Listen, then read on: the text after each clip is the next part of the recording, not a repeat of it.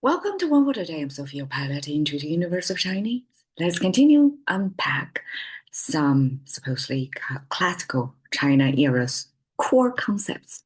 We've been talking about the language, passage, warp, debate, speech, and thinking, all that big concepts. And today we're going to focus on speech. So, what's the difference between speech and the other speech, which is only the left side here? Yan and yu, what's the difference? Today is yu, okay. Yu.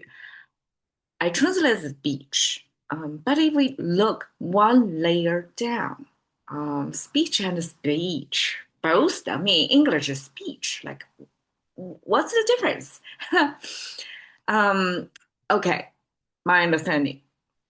The speech here, we have the right side, which is wu, means me, I, the first person awareness.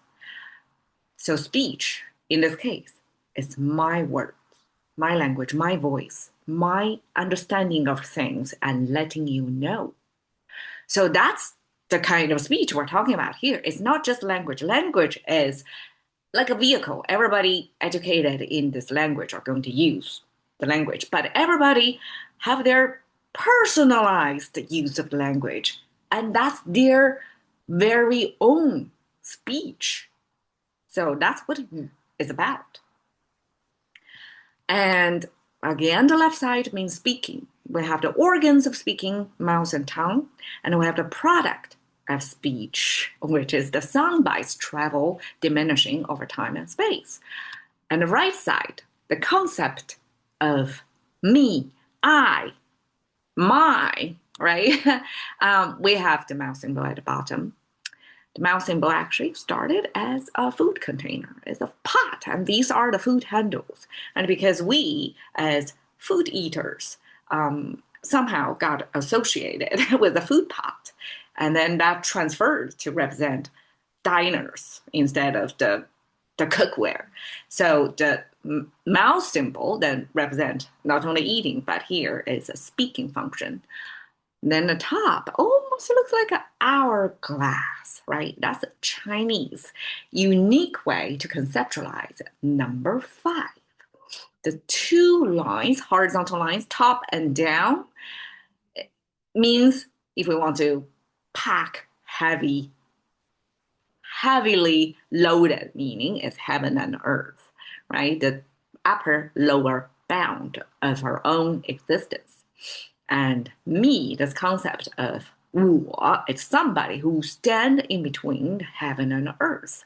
And this criss and cross line, which almost looks like the wen, the text or pictograph itself, this crisscrossing is intentionally placed in there to make sure this X symbol in between heaven and earth, the intersecting point is the midpoint. Mathematically, it's provable if you have the same distance on the two ends here, both at the top and bottom. Here is for sure the midpoint between heaven and earth. So that's Chinese way to say number five.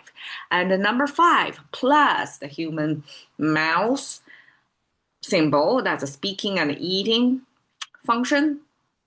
Actually, this inputting and outputting function of humans, plus number five means me or I. My understanding is this is probably associated with Chinese way of thinking of the middle way.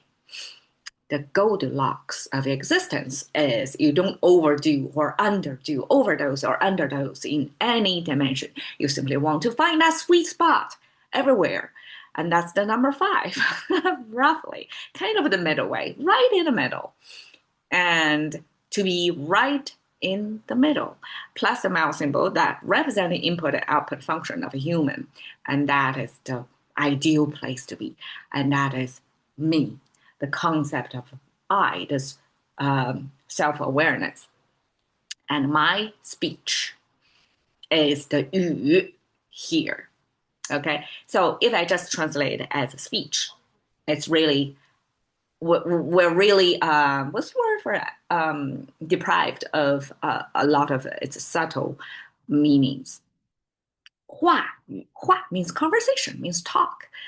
With the tongue here, we have the tongue and then the speak. It's simply like yappy talking with a speech. So 话语 is two ways of talking. One, I guess, my words probably since this is the middle way, the kind of sweet spot kind of existence, and then that means the speech is well thought. Um, Perfectly balanced kind of speech. And that's the words I meaningfully pack together. It's not yappy, like everyday small talk. It's almost like noise. It's barely with much of a meaning or consciousness or presence in it. It's just yapping. And that's 话 versus 语 is more thoughtful output.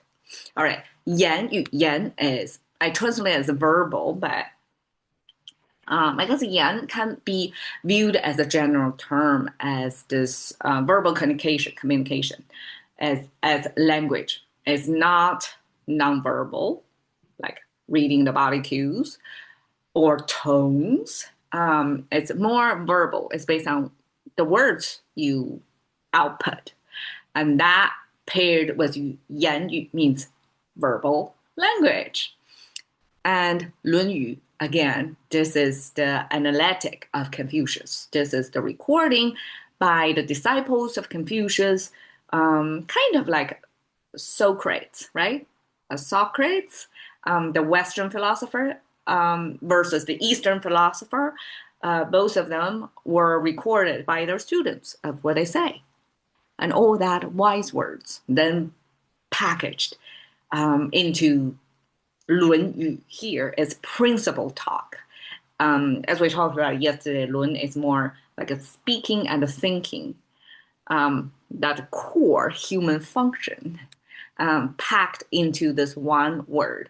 And how we, to get to the truth or understanding of things, is by having this 论, this debate, or in this case it's 论, but by itself as 论.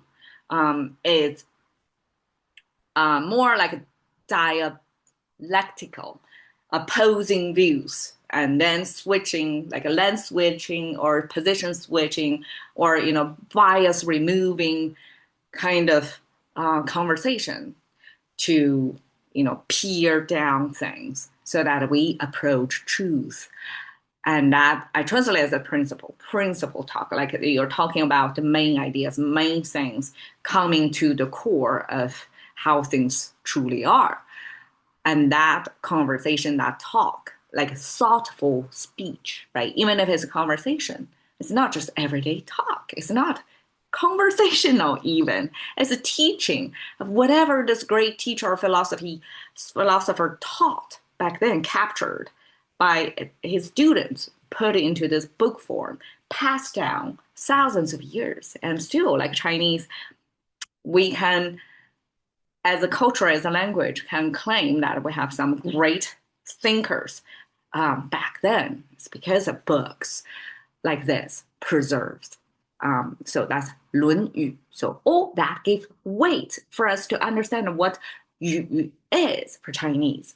It's not not a lighthearted. It's not a casual words. It's really your speech, your thoughts that carefully put together, and if lucky, and if it's wise enough, got passed down like 论语 into history. And so here I simply translated as a speech, and I guess public speaking was such a popular thing in English culture. Back in China, it's not that much. Chinese, back then, probably a lot of public speech are propaganda speech. So we hardly, really tune into that, at least me. I'm sure many don't really regard those as any authentic or meaningful, truthful words or speeches at all. So race in there, I can hardly, honestly say I can make any speech, let alone public speech. But now I'm overcompensating by speaking to the camera here to whoever happened to come across my video and talking about Chinese language. 语 here is today's word. So thank you for your time.